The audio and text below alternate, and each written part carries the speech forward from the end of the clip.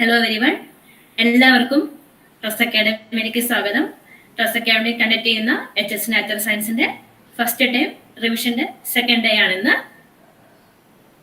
ഇന്ന് നമ്മൾ ഡിസ്കസ് ചെയ്യുന്നത് പ്ലാന്റ് ഫിസിയോളജി അതേപോലെ എക്കണോമിക് ബോട്ടണിയാണ്. നമ്മുടെ ഇന്നത്തെ ടോപ്പിക്ക് റിലേറ്റ് ചെയ്ത എക്സാം നടക്കുന്നത് 17-ാം തീയതിയാണ്. ഇന്നത്തെ കാര്യം ഒന്നുകൂടി ഓർമ്മിപ്പിക്കുകയാണ്. നമ്മൾ ഇന്ന് ഡിസ്കസ് ചെയ്ത human physiology, cell biology relate ചെയ്തിട്ടുള്ള എക്സാം നാളെ 16-ാം തീയതി നടക്കുന്നതായിരിക്കും. എല്ലാവരും നന്നായി പ്രിപ്പയർ ചെയ്ത് എക്സാം അറ്റൻഡ് ചെയ്യാം. ദെൻ എക്സാം ഇന്നലെ ബ്ലസ്സി മിസ് പറഞ്ഞ പോലെ തന്നെ ക്വസ്റ്റ്യൻസ് വരുന്നത് നമ്മൾ ഇന്ന് ഡിസ്കസ് ചെയ്യുന്ന ഇമ്പോർട്ടന്റ് ഏരിയാസിനും അതേപോലെ ടെലിഗ്രാം ഇട്ട ക്വസ്റ്റ്യൻസും ദെൻ നമ്മൾ ഡിസ്കസ് ചെയ്യാത്ത കുറച്ച് ഏരിയാസ് ഉണ്ടാവും നമ്മുടെ മൊഡ്യൂൾസിൽ. ആ ഏരിയ നിന്നൊക്കെ നമ്മൾ ക്വസ്റ്റ്യൻ ഇൻക്ലൂഡ് ചെയ്യുന്നതായിരിക്കും. നമുക്ക് ഇന്നത്തെ ക്ലാസ് സ്റ്റാർട്ട് ചെയ്യാം. ഒഡിബിൾ അല്ലേ എല്ലാവർക്കും? ക്ലിയർ ആണോ പറയുന്നത്? ഓഡിബിൾ ആണ് മാം. ഓക്കെ. ദെൻ ഇതാണ് നമ്മുടെ പ്ലാന്റ് ഫിസിയോളജി ടോപ്പിക്കുകൾ. ഏറ്റവും ഇമ്പോർട്ടന്റ് ആയ കുറച്ച് ടോപ്പിക്കാണ് നമ്മൾ ഡിസ്കസ് ചെയ്യുന്നത്. മിനറൽ ന്യൂട്രീഷൻ, അതേപോലെ photosynthesis, then growth hormones, photoperiodism, vernalisation ഒക്കെയാണ് നമ്മൾ ഇന്ന് ഡിസ്കസ് ചെയ്യുന്ന പ്രധാനപ്പെട്ട ഏരിയാസ്. ക്വസ്റ്റ്യൻ വന്ന ഏരിയാസ് വെച്ചാണ് നമ്മൾ ഇന്ന് ഡിസ്കസ് ചെയ്യുന്നത്. ദെൻ എക്കണോമിക് ബോട്ടണി മൊഡ്യൂൾ 6-ലെ ഒരു യൂണിറ്റ് ആണ്. വളരെ സെലക്റ്റീവ് ആയിട്ടാണ് ഇതിൽ കൊടുത്തിട്ടുള്ളത്. സിലബസ് തന്നെ വളരെ സെലക്റ്റീവ് ആയിട്ടാണ് പ്ലാന്റ്സിന്റെ പേരും കാര്യങ്ങളും പഠിക്കാൻ കൊടുത്തിട്ടുള്ളത്. ഇവിടെ നമ്മൾ കൊടുത്തിട്ടുള്ള പ്ലാന്റ്സിന്റെ ബൊട്ടാണിക്കൽ നെയിം, അതേപോലെ ഫാമിലി ഏതാണെന്നും പ്ലാന്റിൽ നമ്മൾ ഏതാണ് യൂസ്ഫുൾ ആയിട്ടുള്ള മോർഫോളജി പാർട്ട് എന്നും പഠിക്കാനുള്ളത്. നമുക്കിനി ഫിസിയോളജിയിലേക്ക് കടക്കാം. ഫസ്റ്റ് ക്വസ്റ്റ്യൻ ഇതാണ്. ഇത് പ്രീവിയസ് ഇയർ ക്വസ്റ്റ്യൻ ആണ്. പ്രകാശ സംശ്ലേഷണ പ്രക്രിയയിലെ ഇരുണ്ട ഘട്ടം നടക്കുന്നത് എവിടെ വെച്ചെന്നാണ് ചോദിക്കുന്നത്. ഇരുണ്ട ഘട്ടം നമുക്ക് എല്ലാവർക്കും അറിയുന്നതാണ്. എന്താ ഫോട്ടോസിന്തസിസ്? പ്രകാശ സംശ്ലേഷണം. ഉയർന്ന തരത്തിലുള്ള സസ്യങ്ങൾ, ഹയർ പ്ലാന്റ്സുകളിൽ ലൈറ്റിന്റെ എനർജി ഉപയോഗിച്ച്, പ്രകാശ ഊർജ്ജം ഉപയോഗിച്ച് കാർബൺ ഡൈ ഓക്സൈഡിനും ജലത്തിന്നും കാർബോഹൈഡ്രേറ്റിനെ ഉണ്ടാക്കുന്ന രാസപ്രവർത്തനമാണ് പ്രകാശ സംശ്ലേഷണം. എവിടെ വെച്ച് നടക്കുന്നത്? ക്ലോറോപ്ലാസ്റ്റ് അല്ലെ, മലയാളത്തിൽ ഹരിതകണം. ഹരിതകണം എന്നാണ് ക്ലോറോപ്ലാസ്റ്റിനെ പറയുന്നത്. ദെൻ ക്ലോറോപ്ലാസ്റ്റ് സ്ട്രക്ചർ ഇവിടെ കൊടുത്തിട്ടുണ്ട്. നമുക്കിവിടെ ദ്രാവക രൂപത്തിലുള്ള സ്ട്രോമ കാണാം, ഡിസ്ക് പോലുള്ള ഒരു സ്ട്രക്ചർ കാണാം. ഓരോ ഡിസ്കിനെ തൈലൊക്കെ ഇടുന്നു. ഡിസ്ക് ഇങ്ങനെ അടുക്കി വെച്ചിട്ടുണ്ടെങ്കിൽ നമ്മൾ ഈ ഒരു സ്ട്രക്ചറിനെ ഗ്രാന എന്ന് പറയുന്നു. ഓക്കെ. ദെൻ രണ്ട് ഗ്രാനകൾ തമ്മിൽ കണക്ട് ചെയ്യുന്നതിനെ ലാമല്ല എന്നാണ് നമ്മൾ പറയുന്നത്. അതേപോലെ ഒന്ന് ഓർത്ത് വെക്കണം, രണ്ട് സ്ഥലങ്ങളുണ്ട് ക്ലോറോപ്ലാസ്റ്റിന്. ഹരിതകണത്തിന് രണ്ട് സ്ഥലങ്ങളുണ്ട്. ഒരു ഇന്നർ മെംബ്രെയിനും ഉണ്ട്, ഒരു ഔട്ടർ മെംബ്രെയിനും ഉണ്ട്. ഓക്കെ. ദെൻ ഈ പ്രകാശ സംശ്ലേഷണം പ്രധാനമായിട്ടും രണ്ട് ഘട്ടങ്ങളായിട്ടാണ് നടക്കുന്നത്. ഒന്ന് പ്രകാശഘട്ടം, രണ്ട് ഇരുണ്ട ഘട്ടം. Light reaction, dark reaction. ഇതില് പ്രകാശഘട്ടം നടക്കുന്നത് ഗ്രാനയിൽ വെച്ചാണ്. നമ്മൾ നേരത്തെ പറഞ്ഞ ഡിസ്ക് പോലുള്ള സ്ട്രക്ചറിൽ വെച്ചിട്ടാണ് പ്രകാശഘട്ടമായ ലൈറ്റ് റിയാക്ഷൻ നടക്കുന്നത്. എന്നാൽ ഇരുണ്ട ഘട്ടം നടക്കുന്നത് നമ്മൾ ദ്രാവക രൂപത്തിലുള്ള സ്ട്രോമയിൽ വെച്ചിട്ടാണ് ഇരുണ്ട ഘട്ടം നടക്കുന്നത്. പ്രകാശഘട്ടത്തിൽ ഉണ്ടാവുന്നത് ATPയും NADH ആണ്. പ്രകാശഘട്ടത്തിൽ നടക്കുന്നത് ATPയും NADH എനർജി ഉൽപ്പന്നങ്ങളാണ്. എന്നാൽ ഇരുണ്ട ഘട്ടത്തിൽ സംഭവിക്കുന്നത് ഇവ ഉപയോഗിച്ച് അന്നജ രൂപീകരണം നടക്കുന്നു. പ്രകാശത്തിലുണ്ടായ പ്രൊഡക്റ്റ് ഉപയോഗിച്ച് അന്നജ രൂപീകരണം നടക്കുന്നു. ദെൻ പ്രകാശഘട്ട ഒരു ഓക്സിഡേഷൻ പ്രവർത്തനമാണ്. ഇരുണ്ട ഘട്ടത്തിൽ റിഡക്ഷൻ പ്രവർത്തനമാണ് നടക്കുന്നത്. ദെൻ ഇമ്പോർട്ടന്റ് ആയ വേറൊരു കാര്യം, പ്രകാശഘട്ടത്തിൽ ജലതന്മാത്രകൾ വിഘടിക്കുന്നുണ്ട്. ഫോട്ടോലൈസിസ് വാട്ടർ എന്ന് പറയും. അവിടെ ഓക്സിജൻ, പ്രോട്ടോൺസ്, അതേപോലെ ഇലക്ട്രോൺസ് എന്നിവ പുറന്തള്ളുന്നു. വാട്ടർ വിഘടിച്ച് ഓക്സിജൻ, പ്രോട്ടോൺ, ഇലക്ട്രോൺ എന്നിവയാണ് പുറന്തള്ളുന്നത്. എന്നാൽ ഇരുണ്ട ഘട്ടത്തിൽ ഫോട്ടോലൈസിസ് നടക്കുന്നില്ല. നമ്മുടെ ക്വസ്റ്റ്യൻ ഇതായിരുന്നു, പ്രകാശ സംശ്ലേഷണ പ്രക്രിയയിലെ ഇരുണ്ട ഘട്ടം നടക്കുന്നത് എവിടെയാണ്? ആൻസർ നിങ്ങൾക്ക് അറിയാൻ മനസ്സിലായെന്ന് കരുതുന്നു. ഒന്ന് കമന്റ് ചെയ്യാവോ? ക്ലോറോപ്ലാസ്റ്റിലെ സ്ട്രോമയിൽ, ക്ലോറോപ്ലാസ്റ്റിലെ ഗ്രാനയിൽ, സൈറ്റോപ്ലാസത്തിൽ, മൈറ്റോകോൺഡ്രിയയിൽ. സ്ക്രീനിൽ തന്നെ ഉണ്ട് നമ്മുടെ ആൻസർ.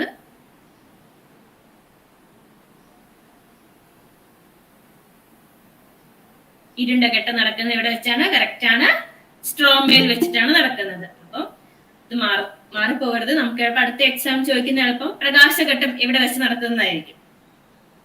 ക്ലിയർ ആയോ? ദെൻ പ്രകാശഘട്ടത്തിൽ നമുക്കറിയാം അവിടെ നടക്കുന്ന ഇലക്ട്രോൺ പ്രവാഹമാണ്, ഇലക്ട്രോൺ ട്രാൻസ്പോർട്ട് ആണ് നടക്കുന്നത്. അവിടെ ലൈറ്റ് എനർജി നമ്മുടെ ഇവിടെ ആന്റിന മോളിക്യൂൾസ് ഒക്കെ വന്ന് വീണ് റിയാക്ഷൻ സെന്ററിൽ ഇലക്ട്രോൺ പുറത്തേക്ക് പോകുന്നു. എനർജി കൂടുമ്പോൾ പുറത്തേക്ക് പോയി അവ ഇലക്ട്രോൺ കാരിയേഴ്സിൽ കൂടെ കടന്ന് അടുത്ത റിയാക്ഷൻ സെന്ററിലെത്തി അവിടുന്ന് വീണ്ടും ലാസ്റ്റ് എവിടെ എത്തുന്നത്? NADH ആണ് എത്തുന്നത്. അതാണ് ഇവിടെ ഉണ്ടാവുന്നത്. അപ്പം ഇവിടെ ഇപ്പൊ നിങ്ങൾക്ക് കാണാൻ പറ്റുന്ന ഒരു സെറ്റ് സ്കീമാണ് അല്ലെ. 2 തരത്തിലുള്ള ഇലക്ട്രോൺ പ്രവാഹമാണ് പ്രകാശഘട്ടത്തിലുള്ളത്. ഒന്ന് സൈക്ലിക് ഇലക്ട്രോൺ പ്രവാഹവും അതേപോലെ നോൺ സൈക്ലിക് ആയിട്ടുള്ള ഇലക്ട്രോൺ ട്രാൻസ്പോർട്ടും. മലയാളത്തിൽ പറഞ്ഞാല് ചാക്രിക ഇലക്ട്രോൺ പ്രവാഹവും ചാക്രികമല്ലാത്ത ഇലക്ട്രോൺ പ്രവാഹവും. ഓക്കെ, ഇപ്പം ഇവിടുന്ന് പോയ ഇലക്ട്രോൺ ഇവിടെ തിരിച്ചെത്തിയില്ല, വേറൊരു വീട്ടിലാണ് എത്തിയത്. ഇവിടെ തിരിച്ചെത്താത്തത് കൊണ്ട് നമുക്ക് ഇനി നോൺ സൈക്ലിക് എന്ന് പറയാം. എന്നാൽ സൈക്ലിക് ആയിട്ടുള്ള ഇലക്ട്രോൺ ട്രാൻസ്പോർട്ടിൽ ഇവിടുന്ന് പോയ ഇലക്ട്രോൺ തിരിച്ച് ആ വീട്ടിൽ തന്നെ എത്തി. ഇവിടെ ഇലക്ട്രോണിന്റെ ഒരു ഗ്യാപ്പോ ഇലക്ട്രോൺ നഷ്ടമോ ഉണ്ടാവുന്നില്ല. പകരം ഇവിടെ ഒരു ATP മാത്രമേ ഉണ്ടാവുന്നുള്ളൂ. NADH ഇവിടെ ഉണ്ടാവുന്നില്ല. ഇവിടെ നമുക്കറിയാം ഇവിടെ NADH ഉണ്ടാവുന്നുണ്ട്, ഇവിടെ ഇലക്ട്രോൺ പോകുമ്പോൾ ഇവിടെ ATP ഉണ്ടാവുന്നുണ്ട്. ഇതൊരു മെയിൻ പോയിന്റ് ആണ് സൈക്ലിക്കിനെ നോൺ സൈക്ലിക്കിനെ ഡിഫറൻഷിയേറ്റ് ചെയ്യുമ്പോൾ. ദെൻ മറ്റൊരു പ്രത്യേകത, ഇലക്ട്രോൺ ഇവിടുന്ന് പോയി എന്ന് പറഞ്ഞു. അപ്പൊ ഇവിടെ ഒരു ഇലക്ട്രോൺ ഗ്യാപ്പ് വന്നു, ഇവിടുന്ന് പോയി ഇലക്ട്രോൺ ഇവിടെ തിരിച്ചെത്തിയില്ല. ദെൻ അപ്പൊ ഉടനെ നമ്മൾ വാട്ടർ എന്ത് ചെയ്യും? വിഘടിച്ച് ഇലക്ട്രോണെ റിലീസ് ചെയ്ത് ഇവിടുത്തെ ഇലക്ട്രോൺ ഗ്യാപ്പ് നികത്തി വീണ്ടും എന്ത് ചെയ്യും? ലൈറ്റ് എനർജി അബ്സോർബ് ചെയ്യുന്നതനുസരിച്ച് ഇവിടുന്ന് ഇലക്ട്രോൺ വിട്ടുകൊണ്ടിരിക്കും. ദെൻ വാട്ടർ ഇവിടെ വിഘടിച്ചുകൊണ്ടിരിക്കും. അപ്പം പുറന്തള്ളുന്നത് എന്തൊക്കെയാണ്? ഇലക്ട്രോൺ മാത്രമല്ല, ഓക്സിജനും ഉണ്ട്, പ്രോട്ടോൺസും ഉണ്ട്. ദെൻ സൈക്ലിക്ക് നിങ്ങൾ മറ്റൊരു പ്രത്യേകത കണ്ടാണ്, ഫോട്ടോസിസ്റ്റം 2 ഉണ്ട്, ഫോട്ടോസിസ്റ്റം 1 ഉണ്ട്. നോൺ സൈക്ലിക്കിൽ സൈക്ലിക് അല്ല, നോൺ സൈക്ലിക്കിൽ ചാക്രികമല്ലാത്ത ഇലക്ട്രോൺ പ്രവാഹത്തിൽ 2 ഫോട്ടോസിസ്റ്റം ഉണ്ട്, 2 ഉണ്ട്, 1 ഉണ്ട്. ഫോട്ടോസിസ്റ്റം 2വിന്റെ റിയാക്ഷന്റെ P680 ആണ്, P700 ആണ് ഫോട്ടോസിസ്റ്റം 1ന്റെ. അത് ഓർത്ത് വെക്കണം. ദെൻ ഇവിടെ ആരാ ഉള്ളത്? PS1 ആണ്. PS1 എന്ന് പറയുമ്പോൾ 700. നമുക്ക് ഡിഫറൻഷിയേറ്റ് ചെയ്യാം. ഈ ടേബിൾ വളരെ ഇമ്പോർട്ടന്റ് ആണ്. ചാക്രിക ഫോട്ടോഫോസ്ഫോറിലേഷൻ എന്ന് പറയാൻ കാരണം എന്താണ്? ഇലക്ട്രോൺ അവിടെ ട്രാൻസ്പോർട്ട് ചെയ്യുമ്പോൾ എന്താണ്? ATP ഉണ്ടാവുന്നതുകൊണ്ടാണ് ഫോട്ടോഫോസ്ഫോറിലേഷൻ. ഫോട്ടോൺസ് ലൈറ്റിന്റെ എനർജി ഉപയോഗിച്ചുകൊണ്ട് ഫോസ്ഫോറിലേഷൻ നടക്കുന്നു. ദെൻ ചാക്രികത്തിൽ നമുക്കറിയാം PS1 മാത്രമേ ഉള്ളൂ. ദെൻ ഇലക്ട്രോണുകൾ ചാക്രികമായി സഞ്ചരിക്കുക, സൈക്ലിക് ആയിട്ട് ഒരു വീട്ടിൽ നിന്ന് പോകുന്നു, ആ വീട്ടിൽ നിന്ന് തിരിച്ചു വരുന്നു. ദെൻ ATP മാത്രം ഉണ്ടാകുന്നു, ജലവിഘടനം സംഭവിക്കില്ല. കാരണം അവിടെ ഇലക്ട്രോൺ ഗ്യാപ്പ് ഇല്ല, ജലം വിഘടിക്കേണ്ട ഒരു ആവശ്യം അവിടെ ആവശ്യമില്ല. ദെൻ ഓക്സിജൻ പുറന്തള്ളുന്നില്ല. എന്നാൽ ചാക്രികമല്ലാത്ത നോൺ സൈക്കിൾ ഫോട്ടോഫോസ്ഫോറിലേഷന് 2 ഫോട്ടോസിസ്റ്റവും ഉണ്ട്. ഫോട്ടോസിസ്റ്റം 1 ഉണ്ട്, ഫോട്ടോസിസ്റ്റം 2 ഉണ്ട്. ഇലക്ട്രോണുകൾ സഞ്ചാരം ചാക്രികമല്ല. ഇലക്ട്രോണുകൾ സഞ്ചാരം ചാക്രികമല്ല വെച്ചാൽ സൈക്ലിക് അല്ല. ATPയും NADPHും ഉണ്ടാക്കപ്പെടുന്നു. ജലവിഘടനം നടക്കുന്നു, ഓക്സിജൻ പുറന്തള്ളുന്നു. ഈ ക്വസ്റ്റ്യൻ നോക്കിയേ. സസ്യങ്ങൾ പ്രകാശത്തിന്റെ സാന്നിധ്യത്തിൽ ജലം വിഘടിക്കുന്നത് താഴെ പറയുന്നവയിൽ ഉള്ള ഏത് പ്രകാശ സംശ്ലേഷ യൂണിറ്റുമായി ബന്ധപ്പെട്ടിരിക്കുന്നു? നമ്മുടെ ഫോട്ടോലൈസിസ് ഓഫ് വാട്ടർ ഏത് ഫോട്ടോസിസ്റ്റം ആയിട്ടാണ് ബന്ധപ്പെട്ടിരിക്കുന്നത് ചോദിച്ചിരിക്കുന്നത്. നിങ്ങൾക്ക് ആൻസർ പറയാൻ പറ്റുമോ? ഒന്ന് കമന്റ് ചെയ്യാവോ? P700 ഉണ്ട്, P680 ഉണ്ട്, P860 ഉണ്ട്, 780 ഉണ്ട്. ഇത് നമുക്ക് രണ്ടും കണ്ണടച്ച് ഡിസ്കാർഡ് നമ്മൾ പഠിച്ചിട്ടേ ഇല്ല. ഇതിൽ ഏതിലാണ്?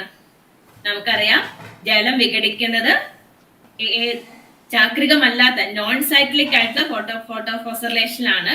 അതും അവിടെ ഏതുണ്ട്? PS2 ഉണ്ട്. PS2ന് റിലേറ്റ് ചെയ്തിട്ടാണ് ആൻസർ ബി ആണ്. P60യിലാണ്, P680യിലാണ് ജലം വിഘടിക്കുന്ന റിലേറ്റ് ചെയ്യുന്നത്. മനസ്സിലായ? 700 അല്ല, 700 PS1 ആണ്. അത് ചാക്രികമായ ഫോട്ടോഫോസ്ഫോറിലേഷൻ പങ്കെടുക്കുന്നുണ്ട്. പക്ഷെ നമ്മുടെ നേരത്തെ ഞാൻ ഈ സ്ലൈഡ് ഓർമ്മയില്ലേ, ഇവിടെയാണ് വാട്ടറിന്റെ വിഘടനം നടക്കുന്നത്. അത് 680 ആണ്.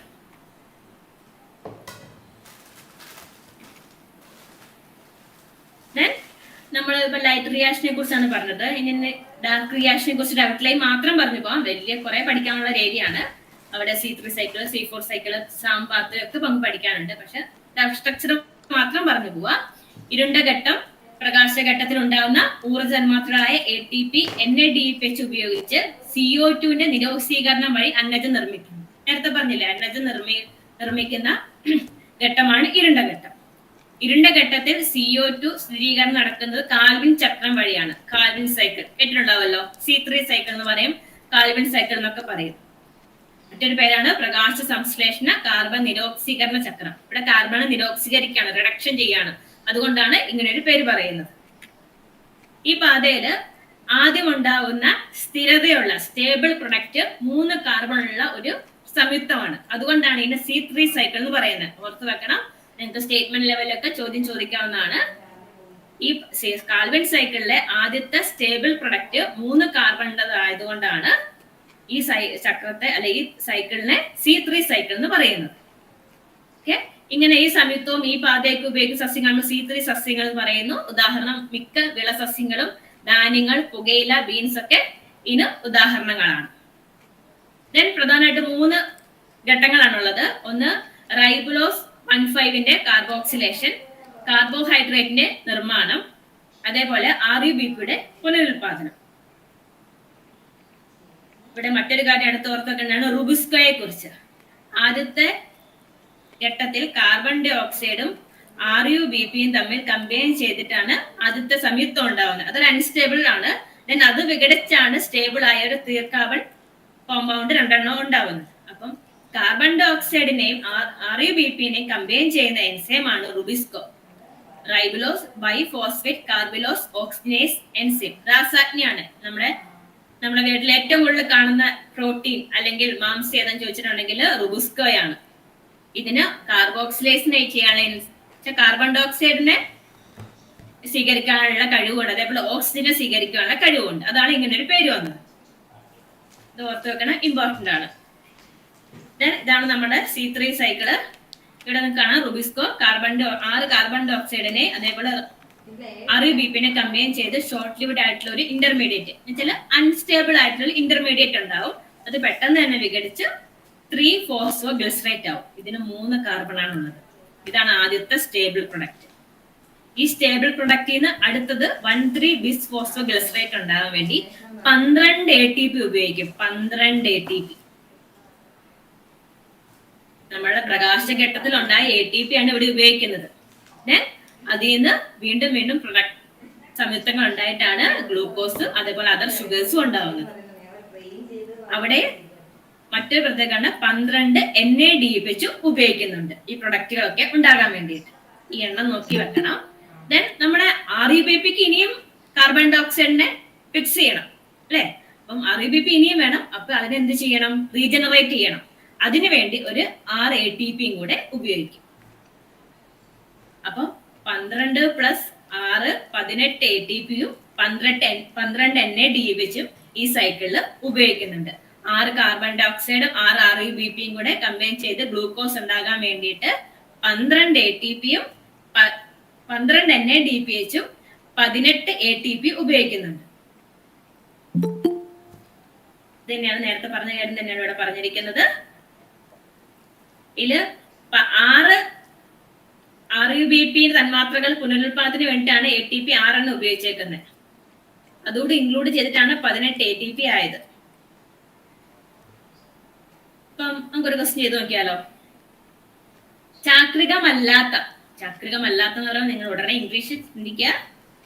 നോൺ സൈക്ലിക് ആയിട്ടുള്ള പ്രകാശ പ്രതിപ്രവർത്തനത്തിലൂടെ നിർമ്മിക്കുന്നത് എന്തൊക്കെയാണ് ചോദിച്ചിരിക്കുന്നത്. എന്തൊക്കെയായിരുന്നു ചാക്രികമല്ലാത്ത പ്രകാശഘട്ടത്തിൽ ഉണ്ടാവുന്നത്? Very good. ATP-യും NADH അല്ലേ? തെറ്റാണ്. ദെൻ അടുത്തത് പ്രകാശ സംശ്ലേഷണ ഫലം ഉണ്ടാവുന്ന വാതകം. ഫോട്ടോസിന്തസിന്റെ ഫലമായിട്ടുണ്ടാവുന്ന വാതകം ഏതാ ചോദിച്ചത്? Carbon dioxide, carbon monoxide, oxygen, ozone. ഒന്ന് കമന്റ് ചെയ്തേ. Very good. സി ആണ് ആൻസർ. ഓക്സിജൻ. എങ്ങനെയാണ് ഓക്സിജൻ ഉണ്ടാവുന്നത്? എവിടെ നിന്നാണ് ഓക്സിജൻ വരുന്നത്? നമ്മുടെ വാട്ടർ വിഘടിച്ചിട്ടാണ് ഓക്സിജൻ അവിടെ ഉണ്ടാവുന്നത്. ദെൻ ഈ ക്വസ്റ്റ്യൻ ഇംഗ്ലീഷിലാണ്. ഇത് HSST EHSC ബയോളജി റിലേറ്റ് ചെയ്ത ഏതൊരു ക്വസ്റ്റ്യൻ പേപ്പറിലെ ക്വസ്റ്റ്യൻ ആണ്. നമ്മളുമായിട്ട് ബന്ധമുള്ളത് കൊണ്ടാണ് ഞാൻ ഇത് എടുത്തു വെച്ചത്. Which one of the following statement is not correct for non cyclic photophosphorylation? ഈ ഓപ്ഷൻ നിങ്ങൾ നോക്കുകയേ വേണ്ട. ഇത് ഇൻകറക്റ്റ് ആയ ഓപ്ഷൻസ് ആണ്. നോൺ സൈക്ലിക് ആയി ഫോട്ടോഫോസ്ഫോറിലേഷൻ തമ്മിലുള്ള റിലേറ്റ് ആയിട്ടുള്ള നോട്ട് കറക്റ്റ് ആയിട്ടുള്ള, നോട്ട് കറക്റ്റ് ആണ്, തെറ്റായ, മാറിപ്പോരുത്. എനിക്ക് തന്നെ ഒരു തപ്പൽ വന്നു. ഓൺലി ATP പ്രൊഡ്യൂസ്ഡ്, ശരിയാണോ? നിങ്ങൾ ഒന്ന് കമന്റ് ചെയ്യാവോ ഏതൊക്കെ ഓപ്ഷൻ ആണ് ഇതിൽ തെറ്റുള്ളതെന്ന്. ഓൺലി ATP പ്രൊഡ്യൂസ്ഡ് ശരിയാണോ? നോൺ സൈക്ലിക് ആയിട്ട് ഫോട്ടോഫോസ്ഫോറിലേഷനിലാണോ? ശരിയല്ല അല്ലെ? ഇത് തെറ്റാണ്. Both PS1 and PS2 are involved, ശരിയാണോ? യെസ്, ഇത് ശരിയാണ്. ഫോട്ടോലൈസിസ് ഈസ് പ്രസന്റ്, ശരിയാണല്ലേ? It is predominant in bacteria, നമ്മുടെ പ്ലാന്റ്സിലൊക്കെ കാണുന്നതാണിത്. ഇതും തെറ്റാണ്. ഇപ്പൊ ഓപ്ഷൻ പറഞ്ഞത് 1 and 4 എന്നാണ്. പക്ഷെ ഇങ്ങനെ ഒരു ഓപ്ഷൻ നമ്മുടെ EPSCയുടെ ക്വസ്റ്റ്യനിൽ ഇല്ല. നിങ്ങൾക്ക് മനസ്സിലായെന്ന് ഞാൻ കരുതുന്നു. ക്വസ്റ്റ്യൻ ഇമ്പോർട്ടൻറ്റ് മനസ്സിലായത് ആ ഏരിയയുടെ ഇമ്പോർട്ടൻസ് ആണ് ഞാൻ പറഞ്ഞത്. ഞാൻ ആ ടേബിൾ നന്നായി നിങ്ങൾ നോക്കണം എന്ന് പറഞ്ഞില്ലേ, അതാണ്. then അടുത്ത question, how many molecules of NADPH and ATP respectively are required for fixation of 6 CO2 molecules into 1 hex of sugar molecule through Calvin cycle? ഒന്ന് കമന്റ് ചെയ്തേ. ഞാനൊന്നും മലയാളത്തിലേക്കൊന്നും പറഞ്ഞു തരേണ്ട ആവശ്യമില്ല, ക്വസ്റ്റ്യൻ നിങ്ങൾക്ക് മനസ്സിലായി കാണും. അപ്പൊ നമ്മൾ ലാസ്റ്റ് പറഞ്ഞു നിർത്തിയ 12 NADPH 18 ATP കറക്റ്റ് ആട്ടോ. വെരി ഗുഡ്, മനസ്സിലായല്ലോ.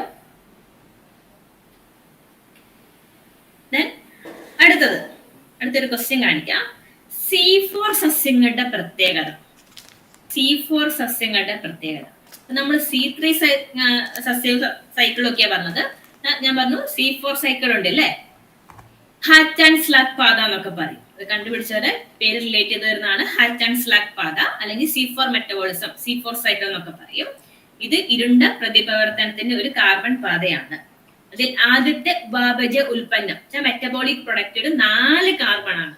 നേരത്തെ 3 കാർബൺ ആയിരുന്നു C3 സൈക്കിളില്. ഇതിൽ എന്താണ്? 4 കാർബൺ ആണ്. ഒരു ഡൈകാർബോക്സിലിക് ആസിഡ് ആണ്. ഏതാണ് ആസിഡ്? Oxalo acetic acid. ഇതാണ് ആദ്യത്തെ സ്റ്റേബിൾ പ്രൊഡക്റ്റ് എന്ന് പറയുന്നത്.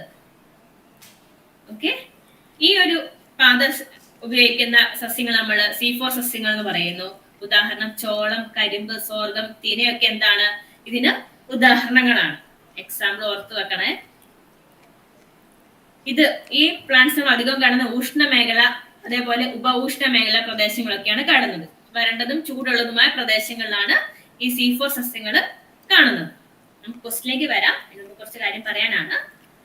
C4 സസ്യങ്ങളുടെ പ്രധാന സവിശേഷതകളും മറ്റ് സവിശേഷതകളുണ്ട്. അതിൽ ഇമ്പോർട്ടന്റ് ആണ് ക്രാൻസ് അനാട്ടമി.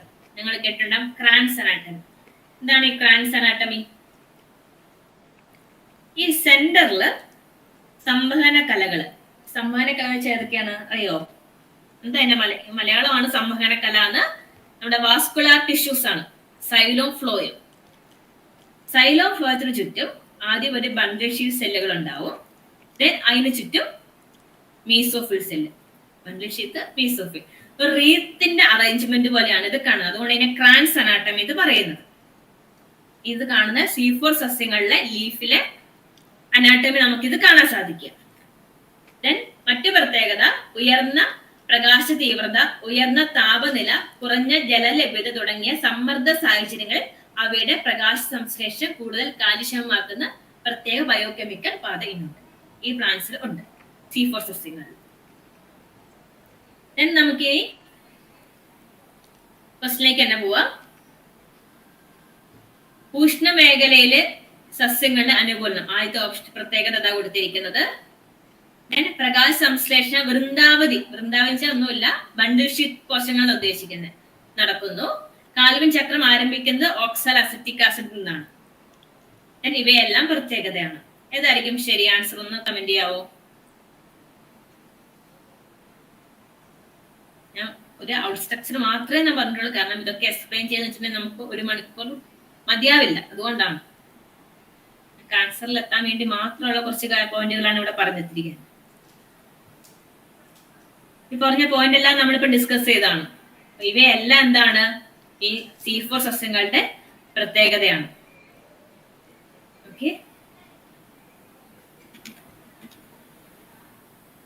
അടുത്ത ചാപ്റ്ററിലേക്ക് പോവാണ് നമ്മള്. പ്ലാന്റ് ഫിസിയോളജിയിലെ ഫോട്ടോസിന്തസിസ് കഴിഞ്ഞു. Mineral nutrition. 2 ക്വസ്റ്റ്യൻസ് അവിടെ കൊടുത്തിട്ടുണ്ട്. സസ്യങ്ങൾ ധാതുക്കൾ ആഗിരണം ചെയ്യുന്നത് താഴെ പറയുന്ന ഏത് അവസ്ഥയിലൂടെയാണ്? അയൺ, ആറ്റം, തന്മാത്ര, സംയുക്തങ്ങൾ. രണ്ടാമത്തെ ക്വസ്റ്റ്യൻ ഇതാണ്. Which one of the following mineral ions are required for photolysis of water in photosynthesis? ഇത് HSSTയുടെ ക്വസ്റ്റ്യൻ ആണ്.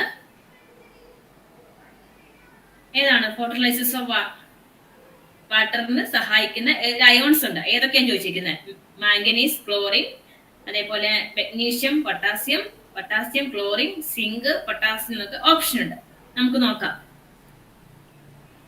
ഇപ്പം ചെടിയുടെ ചാര വിശകലനം ചെയ്തപ്പോൾ ഏതാണ്ട് 90 മൂലകങ്ങള് സസ്യങ്ങളുടെ ഓരോ പദാർത്ഥത്തിൽ നിന്നും അനലൈസ് ചെയ്യാൻ പറ്റി. അവയെ ചിലത് ചെടികളുടെ വികാസത്തിനും വളർച്ചയ്ക്കും അത്യന്താപേക്ഷിതമോ അനിവാര്യവുമാണ്. അതിനാൽ അവയെ അവശ്യ മൂലകങ്ങൾ, എസെൻഷ്യൽ എലമെന്റ്സ് എന്ന് പറയും. ഓക്കെ, ചിലത് അങ്ങനെയാണ്, അത്രയ്ക്കൊന്നും ആവശ്യമില്ല. അവയെ അപ്രധാന മൂലകങ്ങൾ, നോൺ എസെൻഷ്യൽ എലമെന്റ്സ് എന്ന് പറയും. എല്ലാ ഉയർന്ന സസ്യങ്ങൾക്കും 14 മൂലകങ്ങൾ അനിവാര്യമാണെന്ന് അനർട്ടും സ്റ്റൗട്ടും പഠനത്തിലൂടെ കണ്ടുപിടിച്ചു. Carbon, hydrogen, oxygen, nitrogen, phosphorus, potassium, sulphur, calcium, magnesium, boron തുടങ്ങിയവയാണവ. ഇവയിൽ തന്നെ ചിലത് ഒരുപാട് വലിയ അളവിൽ വേണം. അവയെ നമ്മൾ ബഹുമൂലകൾ എന്ന് പറയും. ബഹുമൂലകങ്ങൾ. ചിലത് ചെറിയ ഒരു അളവിൽ മതി. അവയെ നമ്മൾ സൂക്ഷ്മ മൂലകങ്ങൾ എന്ന് പറയും. അപ്പം ബഹുമൂലകങ്ങളിൽ കാർബൺ, ഹൈഡ്രജൻ, ഓക്സിജൻ, നൈട്രജൻ, അതേപോലെ potassium, calcium, magnesium, iron, phosphorus, sulphur ഒക്കെയാണ്.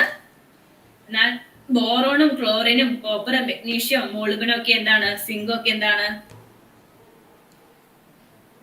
സൂക്ഷ്മ മൂലകങ്ങളാണ്. ഇവ കാറ്റഗറി നിങ്ങൾ പഠിച്ചു വെക്കണം.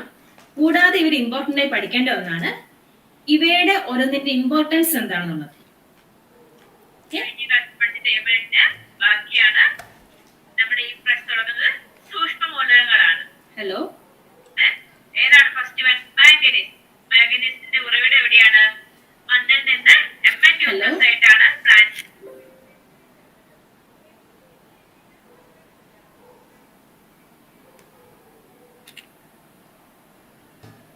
One minute.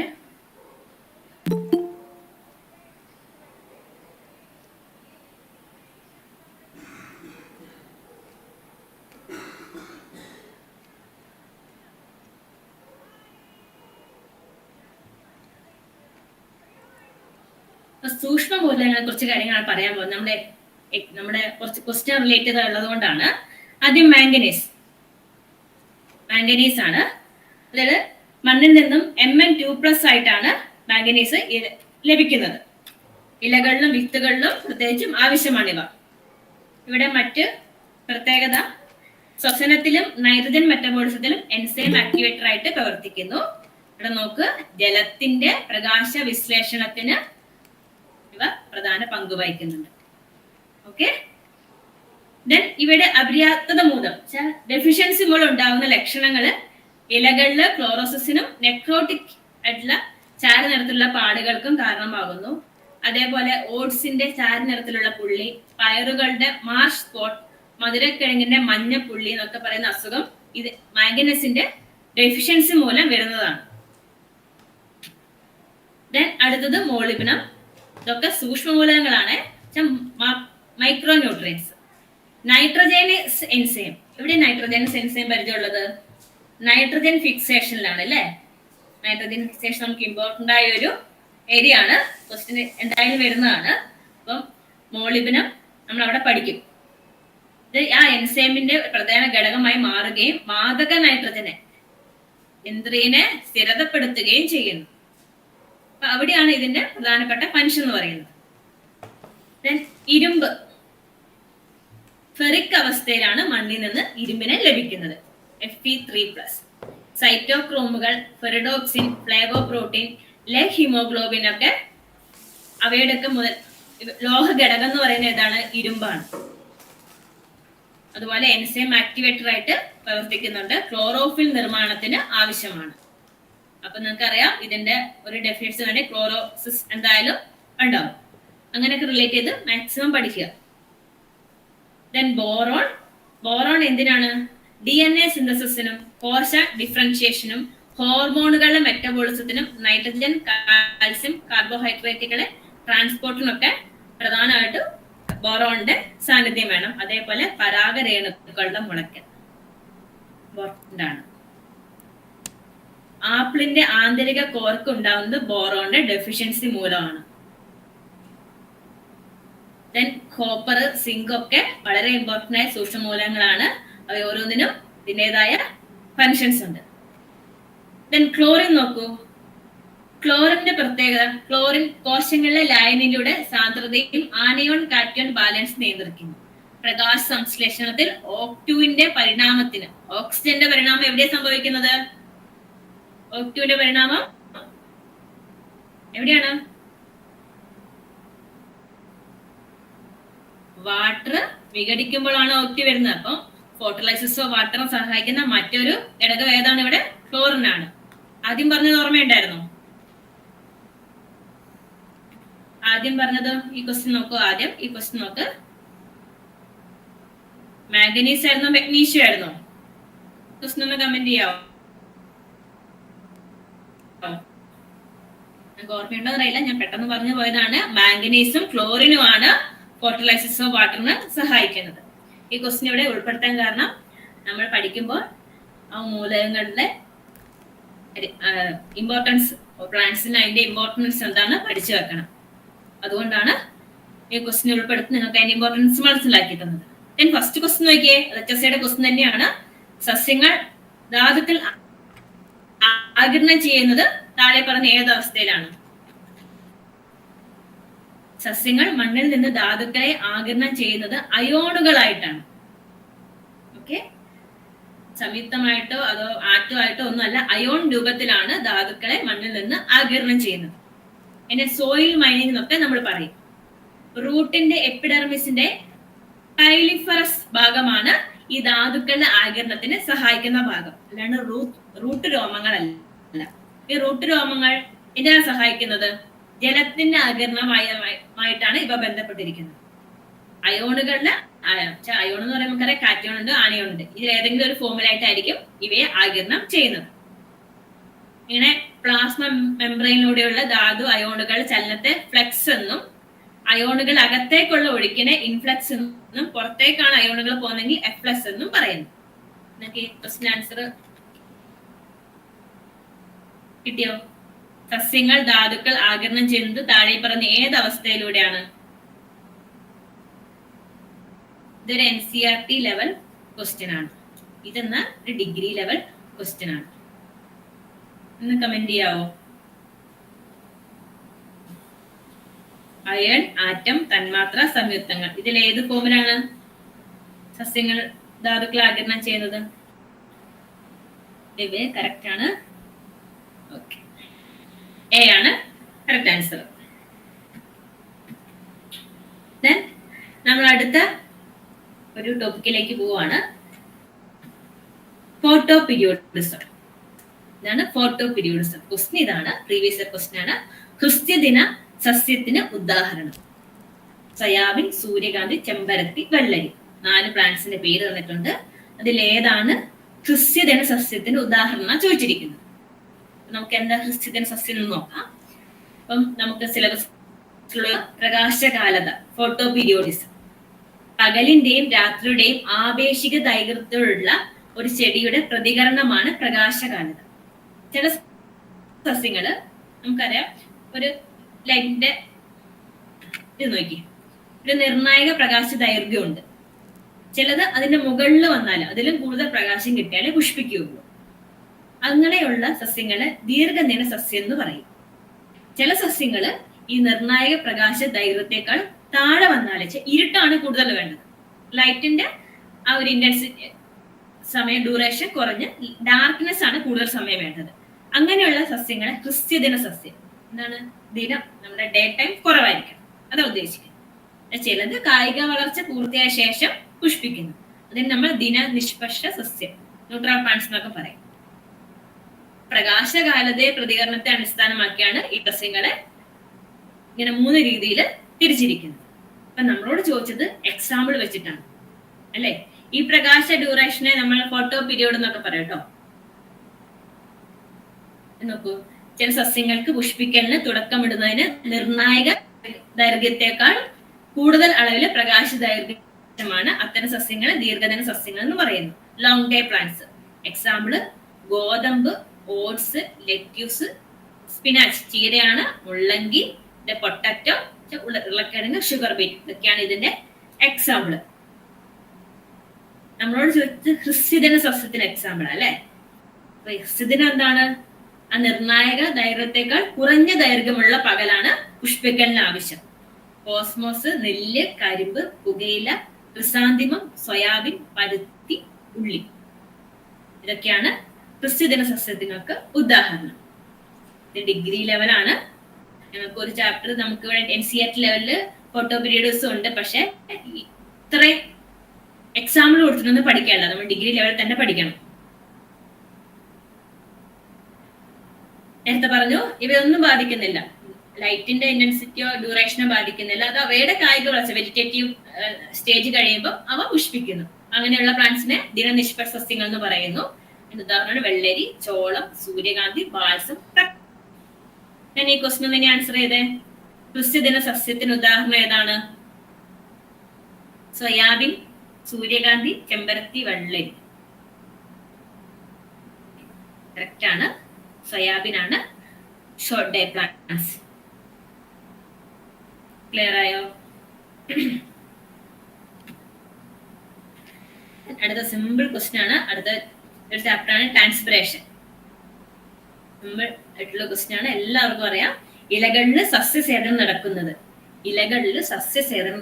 ട്രാൻസ്പിറേഷൻ നടക്കുന്നത് ആൻസർ ചെയ്തേ. ആസ്യരന്ധ്രങ്ങൾ വഴിയാണ്. Very good.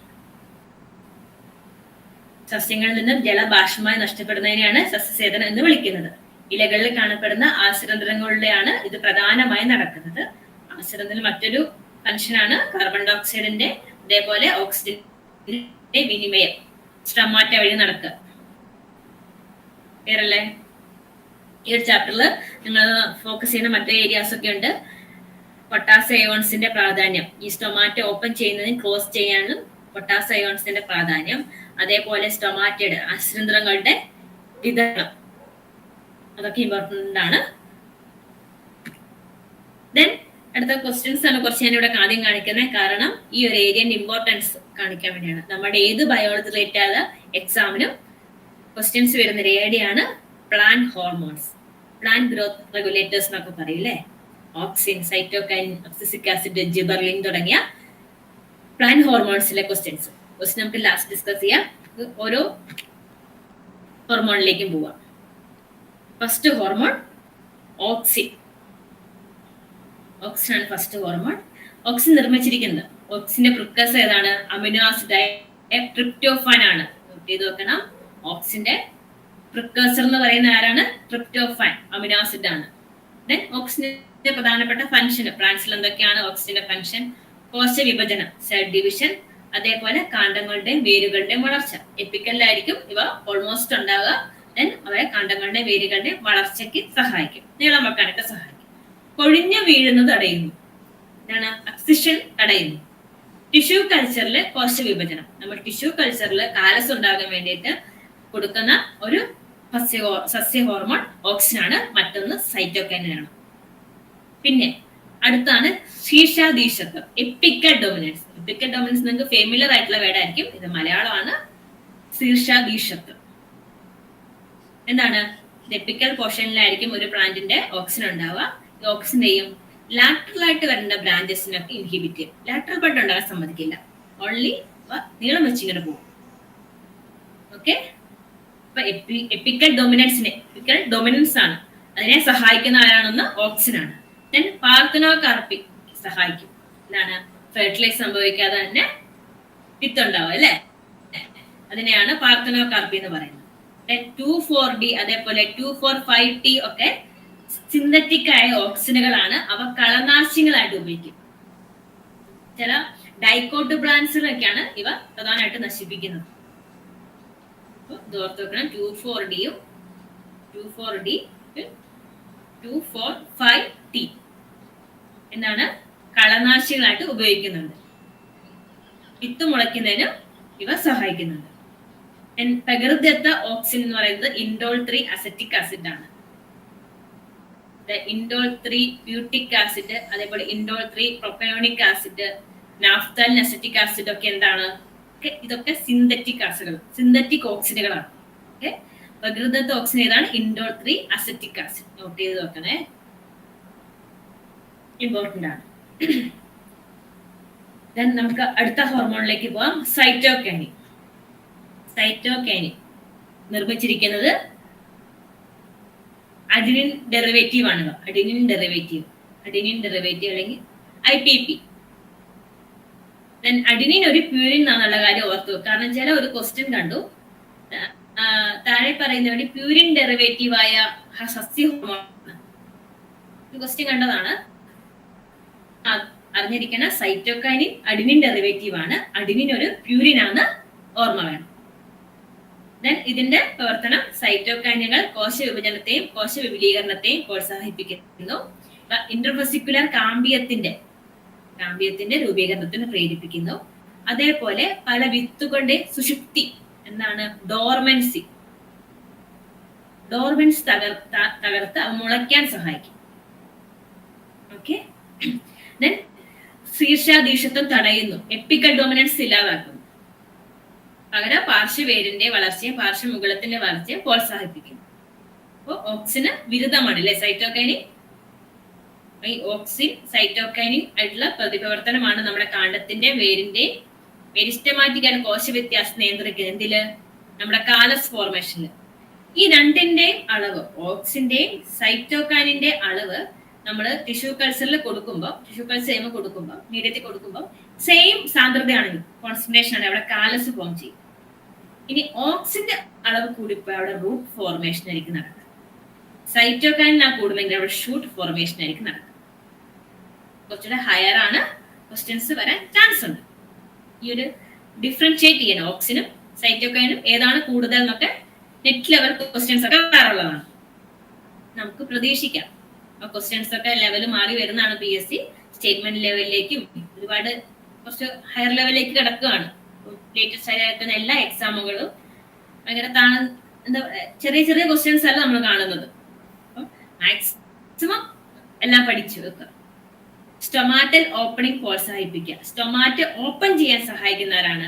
ആസ്യരന്ധ്രങ്ങൾ ഓപ്പൺ ചെയ്യാൻ, തുറക്കാൻ സഹായിക്കുന്ന സസ്യ ഹോർമോണാണ് സൈറ്റോകൈൻ. അതുപോലെ കായ്കളുടെ വളർച്ചയും പ്രോത്സാഹിപ്പിക്കുക. ഇലകളുടെ വാർദ്ധക്യം വൈകിപ്പിക്കുക എന്ന് വെച്ചാൽ എന്താണ്? സെൻസൻസ് മന്ദഗതിയിലാക്കുക അല്ലെ. ഒരു പ്ലാന്റ് പ്രായമാവുന്ന കുറയ്ക്കാൻ സൈറ്റോകൈനിന് കഴിയും. ഓർത്ത് വെക്കുക. ഇങ്ങനെ പഠിക്കാൻ ബുദ്ധിമുട്ടായിരിക്കും. ഒരു ക്ലാസ് ഉണ്ട്, നിങ്ങളത് മാക്സിമം ഓർത്ത് വെക്കുക. ദെൻ ഇരുന്ന് റിപ്പീറ്റ് ചെയ്ത് പഠിക്കുക. മാറിപ്പോകാൻ പാടില്ല. കാരണം നമുക്ക് 5 ഹോർമോൺ പഠിക്കാനുണ്ട്. ദെൻ അടുത്താണ് അബ്സിസിക് ആസിഡ്. സ്ട്രെസ് ഹോർമോൺ, സമ്മർദ്ദ ഹോർമോൺ എന്നൊക്കെ അറിയപ്പെടുന്ന ഹോർമോൺ ആണ് അബ്സിസിക് ആസിഡ്.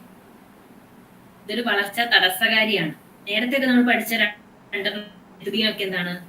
വളർച്ച പ്രൊമോട്ട് ചെയ്യുന്ന, പ്ലാന്റിന്റെ ഗ്രോത്തിനെ ത്വരിതപ്പെടുത്തുന്ന, പ്രൊമോട്ട് ചെയ്യുന്ന ഹോർമോൺ ആണെങ്കിൽ അബ്സിസിക് ആസിഡ് ഒരു ഇൻഹിബിറ്റർ ആണ്. വിവിധ തരം വിത്തിന്റെ സുഷുപ്തി, ഡോർമൻസിക്ക് കാരണം എന്താണ്? അബ്സിസിക് ആസിഡ് ആണ്. ചില വിത്തിന് ഇപ്പൊ മുളയ്ക്കാൻ ഉള്ള സാഹചര്യം അല്ലെങ്കിൽ അവയിൽ എന്ത് ചെയ്യും? ഈ ABA പ്രൊഡ്യൂസ് ചെയ്ത് അവരെ ഡോർമെന്റിലേക്ക് സ്റ്റേജിലേക്ക് വിടും. അതാണ് ഇവിടെ പറയുന്നത്. അതേപോലെ ഈ ഡോർമെന്റ് ആയിട്ടുള്ള സീഡുകൾ നമ്മൾ ജിബർലിൻ കൊടുക്കുമ്പോൾ, ജിബർലിൻ ജെർമിനേറ്റ് ചെയ്യാൻ സഹായിക്കുന്ന ഹോർമോണാണ്. ഈ ഡോർമന്റ് ആയ വിത്തുകൾ മുളയ്ക്കും. ഇവർ തമ്മിൽ ഓപ്പോസിറ്റ് ആയിട്ടുള്ള റിയാക്ഷൻ ആണ്. ഇത് ഭ്രൂണത്തിൽ ഉണ്ടാവുന്ന എൻസൈമുകൾ ഉൽപാദനത്തെ തടയുകയും, ചില എബിന്റെ കാര്യമാണ് പറയുന്നത്. അപ്പൊ എന്ത് ചെയ്യും, നമ്മുടെ വീട്ടിലുള്ള ഭ്രൂണത്തിൽ ഉണ്ടാകുന്ന എൻസൈമുകൾ ഉൽപാദനം കുറയുകയും വിവിപാര്യ തടയുകയും ചെയ്യുന്നു. വിവിപാര്യ എന്താണ്? ഒരു പ്ലാന്റിന്റെ മുകളിൽ വെച്ച് തന്നെ വിത്ത് മുളയ്ക്കുന്ന കണ്ടീഷനാണ് വിവിപാര്യ. ആ കണ്ടീഷൻ ഇല്ലാതാവും. അവിടെ എബിന്റെ അളവ് കൂടുതലാണ്. കാരണം മുളയ്ക്കാൻ പറ്റില്ല, ആ ഡോർമന്റ് സ്റ്റേജിലേക്ക് പോകും. അബ്സിസിക് ആസിഡ് സ്റ്റൊമാറ്റ അടയ്ക്കുന്നതിന്, ആസ്യരന്ധ്രങ്ങൾ അടയ്ക്കുന്നതിന് സഹായിക്കുന്ന സമ്മർദ്ദ ഹോർമോണാണ് എബി. അത് ഓർത്ത് വെക്കാൻ ഇമ്പോർട്ടന്റ് ആണ്. അതിനെ കൊണ്ട് ഗുണമുണ്ട്. ഈ വരൾച്ച സമയത്തൊക്കെ സ്റ്റൊമാറ്റ അടച്ചു വെച്ച് അധികം ജലനഷ്ടമൊക്കെ ഉണ്ടാകാതെ, കാരണം ഇത് ഓപ്പൺ വെച്ചിട്ട് ഫുൾ വെള്ളം പുറത്തേക്ക് പോയിക്കൊണ്ടിരിക്കും. അപ്പം അത് ചെടി വാടിപ്പോവാതിരിക്കാനും അതേപോലെ ജലനഷ്ടം ഉണ്ടാകാതിരിക്കാനൊക്കെ ഇത് സഹായിക്കും. ഇലകളുടെ വാർദ്ധക്യത്തെ ത്വരിതപ്പെടുത്തുന്നു. ഇലകളുടെ ത്വരിതപ്പെടുത്തിട്ട് പ്രൊമോട്ട് ചെയ്യാം. അബ്സിസിക് ആസിഡ് ത്വരിതപ്പെടുത്തുകയാണ് ചെയ്യുന്നത്. സമ്മർദ്ദ ഹോർമോണാണ്, ഞാൻ നേരത്തെ പറഞ്ഞു, അത് ഓർത്ത് വെക്കണം. അധികം ചില ക്വസ്റ്റ്യൻസ് ചോദിക്കാറുണ്ട്, സമ്മർദ്ദ ഹോർമോൺ അറിയപ്പെടുന്നത് ഏത് പ്ലാന്റ് ഹോർമോൺ ആണെന്ന്. ലാസ്റ്റ് വൺ എത്തിലീൻ, നമ്മുടെ ഏക വാതക ഹോർമോൺ ആണ്. വാതക ഹോർമോൺ എത്തിലീൻ ആണ്. എത്തിലീൻ നിർമ്മിച്ചിരിക്കുന്നത് എന്തുകൊണ്ടാണ്?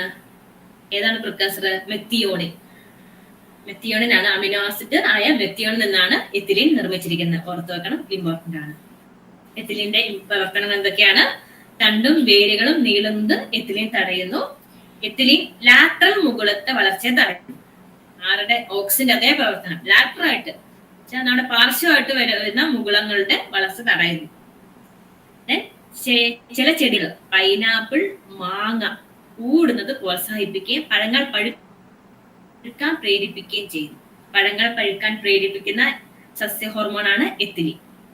വർദ്ധിച്ച എത്തിലീൻ ഉൽപാദനം കോശഭിത്തി, നമ്മുടെ പഴത്തിന്റെ ഒക്കെ സെൽവാളൊക്കെ ഭയങ്കര സോഫ്റ്റ് ആണ്. എന്തുകൊണ്ടാണെന്ന് അറിയാമോ? അവിടെ ചില എൻസൈമുകളെ ഉത്തേജിപ്പിക്കും ethylene. Cellulose, polyphenol oxidase, peroxidase തുടങ്ങിയ എൻസൈമുകളുടെ ഉൽപാദനം അവിടെ നടത്തും. അപ്പൊ ഇവരെന്ത് ചെയ്യും? ഈ കോശഭിത്തി വളരെ സോഫ്റ്റ് ആണ്. അതാണ് പഴുക്കുമ്പോൾ സംഭവിക്കുന്നത്. അതേപോലെ ഇല പൊഴിയാൻ, അബ്സിസ്റ്റന്റ് സോണൊക്കെ രൂപപ്പെടാൻ എത്തിലീൻ ഉത്തേജിപ്പിക്കുന്നുണ്ട്. മുകുളങ്ങളുടെയും വിത്തുകളുടെ സുഷുപ്തിയെ തകർക്കാൻ, ഡോർമൻസി തകർക്കാൻ എത്തിലീനും ഇവിടെ ഹെൽപ്പ് ചെയ്യുന്നുണ്ട്. മനസ്സിലായോ? എത്തിലീൻ ഇലകളുടെ മഞ്ഞ നിറവും വാർദ്ധക്യവും പ്രോത്സാഹിപ്പിക്കുന്നു. ഇത് പരാഗണം നടന്ന ഓർക്കിഡുകൾ പൂക്കളിലെ വാടി പോകാൻ പ്രേരിപ്പിക്കുന്നു. ഇതൊക്കെ ഒന്ന് ഓർത്ത് നോക്കണം. ഇങ്ങനെ തന്നെ പ്രത്യേകം എടുത്തു പറയുന്നുണ്ടെങ്കിൽ അങ്ങനെയൊക്കെ വരാൻ ചാൻസ് ഉണ്ട്. അതുകൊണ്ടാണ് ഇവിടെ ഓർത്തുന്ന എത്തിലീന്റെ കാര്യത്തിൽ ഒരു വാതക ഹോർമോൺ ആണ്. പൈനാപ്പിൾ, മാങ്ങ തുടങ്ങിയവയിൽ നമ്മൾ ഇത് തളിച്ചിട്ടുണ്ടെങ്കിൽ അവിടെ ഒന്നിച്ച് പൂവിടൊക്കെ ചെയ്യും. പഴങ്ങൾ പഴുക്കാൻ സഹായിക്കുന്ന ഹോർമോൺ ആണ്. മെത്തിയോണിനാണ് ഇതിന്റെ പ്രിക്കസർ. ഇത്രയും കാര്യം വളരെ ഇമ്പോർട്ടന്റ് ആണ്. ലാസ്റ്റ് വൺ ആണ് ജിബറിൽ. നേരത്തെ നമ്മൾ പറഞ്ഞു ജിബറിൽ എന്താണ്? എവിടെ നിന്ന് ഉണ്ടായിരിക്കുന്ന? ഐസോ പെനൈൻ ഡൈഫോസ്ഫേറ്റ്, IPP നിന്നാണ്. ഇവിടെ ഓക്സിനും നേരത്തെ പറഞ്ഞ എത്തിലീനും വെച്ച് ബാക്കിയൊക്കെ IPP എന്നാണ് നിർമ്മിക്കുന്നത്. സെക്കൻഡറി മെറ്റബോളിറ്റ് ആണ് പ്ലാന്റിലുള്ള. ജിബറിലിന്റെ പ്രത്യേകതകൾ എന്തൊക്കെയാണെന്ന് നോക്കാം. കാണ്ഡത്തിലെ നീളം വർദ്ധിപ്പിക്കാനുള്ള കഴിവുണ്ട് ഇതൊക്കെ. ഇപ്പം ചില പ്ലാന്റ് ഒക്കെ ഇങ്ങനെ എന്താ പറയാ, വളരെ ഷോർട്ട് ആയിട്ട് വളരും അല്ലെ. പക്ഷെ ഇന്റർനോഡിന് വലിപ്പം കുറവായിരിക്കും. അപ്പം ഇവ തളിച്ച് ചെയ്യുമ്പോൾ ഇന്റർനോഡിന് വലിപ്പം വെക്കും. രണ്ട് നോഡുകൾ തമ്മിലുള്ള ഭാഗമാണ് ഇന്റർനോഡ്, പർവാന്തരം. അപ്പം നിങ്ങൾ അരച്ചിരിക്കുക, മുന്തിരക്കൊലകളുടെ തണ്ടിനെ നീളം വർദ്ധിപ്പിക്കും. ഇവ തളിച്ചിട്ടുണ്ടെങ്കിൽ മുന്തിരക്കൊലകളെ നീളം വർദ്ധിപ്പിക്കും. ആ മുന്തിരിക്കൊലയ്ക്ക് നീളം വർദ്ധിക്കുമ്പോൾ മുന്തിരികളുടെ എണ്ണവും അവിടെ വർദ്ധിക്കും. ആപ്പിൾ പോലുള്ള ഫലവർഗ്ഗങ്ങളുടെ നീളം വർദ്ധിപ്പിച്ച് അവയുടെ ആകൃതി നിലനിർത്താൻ ജിബറിൽ സഹായിക്കുന്നു. സസ്യങ്ങളുടെ വാർദ്ധക്യം സാവധാനത്തിലാക്കുന്നു, കുറയ്ക്കുകയാണ് ചെയ്യുന്നത്. മദ്യനിർമ്മാണ വ്യവസായത്തിൽ ബ്രൂയിങ് അതേപോലെ മാൾട്ടിംഗ് പ്രക്രിയ വേഗത്തിലാക്കാൻ ജിബറിൽസ് ഉപയോഗിക്കുന്നുണ്ട്. നേരത്തെ പറഞ്ഞു ഇന്റർനോഡുകൾ വലിപ്പം സഹായിക്കുന്നതുകൊണ്ട് തന്നെ ഈ കരിമ്പിന്റെ ഒക്കെ നമുക്കറിയാം, കരിമ്പിന്റെ തണ്ടിലാണ് നമ്മുടെ ഷുഗർ ഉള്ളത്. ആ തണ്ടിന് ഇന്റർനോഡിന് വലിപ്പം വെച്ചിട്ട് നമുക്ക് കരിമ്പ് ഉൽപാദനം കൂട്ടി ഷുഗറിന്റെ ഉൽപാദനം വർദ്ധിപ്പിക്കാൻ പറ്റും. ബീറ്റ്, കാബേജ് പോലുള്ള റോസറ്റ് മണ്ണിൽ ഇങ്ങനെ പറ്റി പിടിച്ച് വളരുന്ന പ്ലാന്റ്സ് ഉണ്ടാകും. അവയിൽ ഇത് തളിച്ചിട്ടുണ്ടെങ്കിൽ എന്ത് ചെയ്യും? ഇവിടെ പർവാന്തരത്തിന് നീളം വെക്കും. അതാണ് ഇവിടെ പറയുന്നത്. അകാല ദീർഘീകരണം സംഭവിക്കും.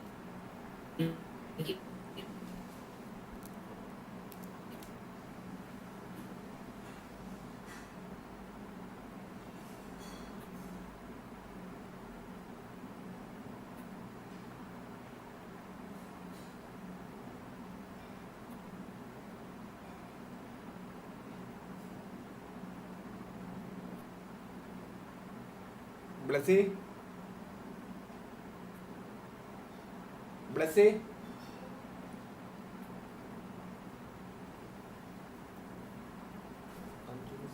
ഒന്നൊരു ഡൗട്ടുണ്ട്. ഒന്നും കേൾക്കുന്നില്ല, ഒന്നുമില്ല.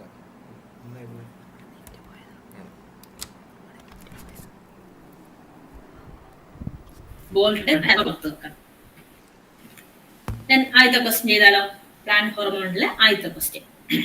ഇതൊക്കെ ബയോളജി റിലേറ്റഡ് എക്സാമില് PSC ക്വസ്റ്റ്യൻസ് ആണ്. കേരള PSC ക്വസ്റ്റ്യൻസ് ആണ്. ഓക്കെ, അമ്മയുടെ ഓക്സിന്റെ പ്രിക്കസർ ആണ് ചോദിച്ചത്. കറക്റ്റ് ആണ്. ട്രിപ്റ്റോഫാൻ ആണ് answer.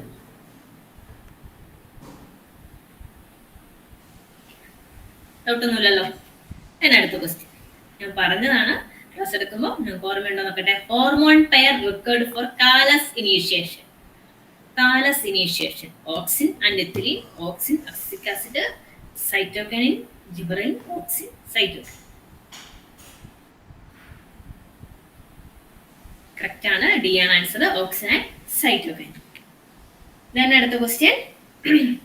Concentration of which one of the following hormones increase in the plant during census? പ്രായമാകും തോറും ഏത് ഹോർമോണിന്റെ കോൺസെൻട്രേഷൻ ആണ് പ്ലാന്റ്സിൽ കൂടുകയെന്ന് ചോദിച്ചിരിക്കുന്നത്. Auxin and ജിബറലിൻ, cytokinin, ethylene and abscisic acid, cytokinin and auxin. Correct ആണ്. സി ആണ്.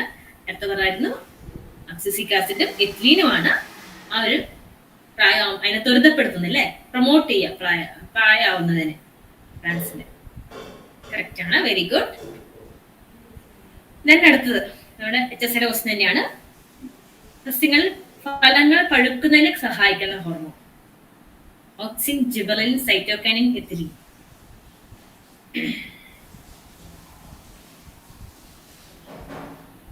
കറക്റ്റ് ആണ്.